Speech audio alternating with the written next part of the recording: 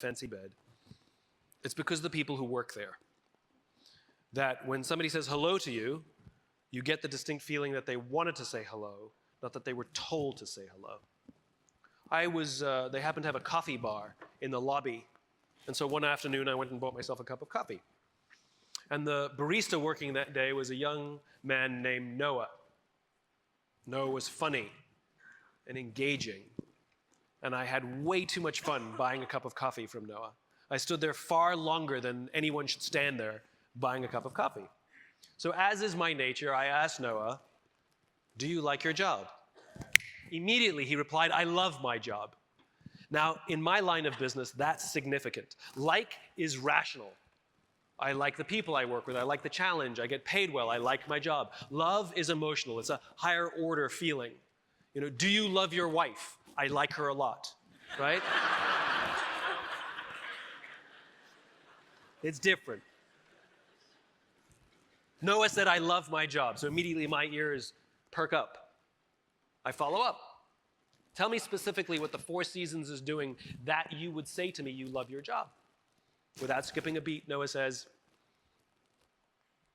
"Throughout the day, managers will walk past me and ask me how I'm doing, ask me if there's anything that I need to help do my job better.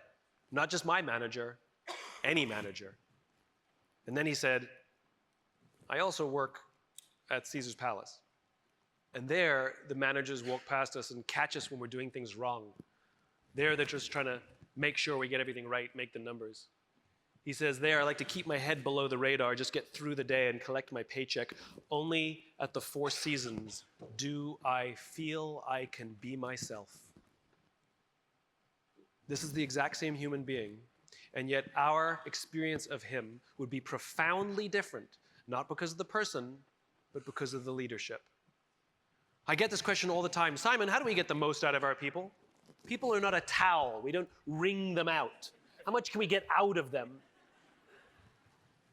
The correct question to ask as a leader is, how do we create an environment in which our people can work at their natural best? And the answers will be completely different. And we very often blame our people when we have performance issues or customer service issues. But as I just said, it's the exact same human being. The only difference was the quality of the leadership. To be on a trusting team, to create an environment in which trusting teams can exist, mean that the people can come to work and feel safe raising their hand and saying, "I made a mistake. I don't feel like I have enough training to do the job that you've asked me to do. You promoted me to a level where I need more help. I'm scared. I'm having trouble at home. It's affecting my work. I need more help. I want to be myself. I can be myself." They can say these things and do these things without any fear of humiliation or retribution. In fact, they do so with the absolute confidence that their colleagues and their leaders will rush to them to support them. This is what it means to be on a trusting team.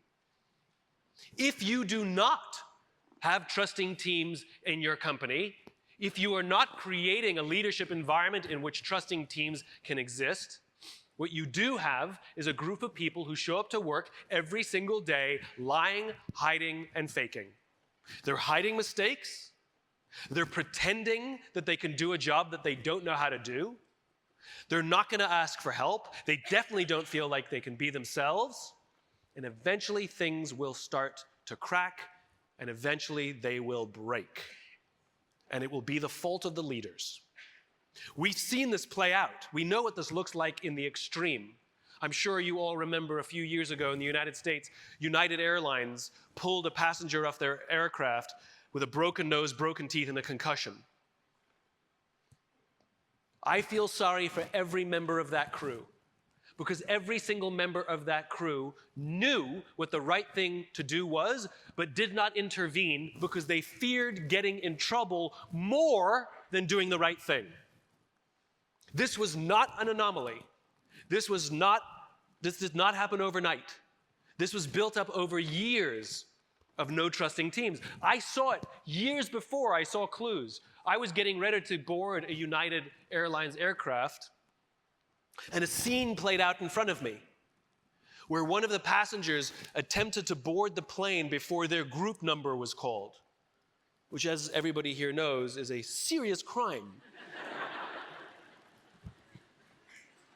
And that was how the gate agent treated him. "Step aside, sir. I haven't called your group yet. Please step aside and wait till I call your group," is how she talked to a paying customer. So I spoke up. I said, "Why do you have to talk to us that way? Why can't you talk to us like we're human beings?" And she looked me in the eye and said, "Sir, if I don't follow the rules, I could get in trouble or lose my job." What she told me was, what I could hear was, that she does not feel safe in her own company, and her leaders do not trust her to do the job for which she's been trained to do. And guess who suffers? Company, customer, and her. The reason we've loved flying airlines like Virgin is not because they have some magical formula to hire the best people. It's because the people who work there feel safe to do their jobs. They feel like their leaders trust them to do the job for which they've been trained to do. And guess who benefits? Customer, company, and all the employees.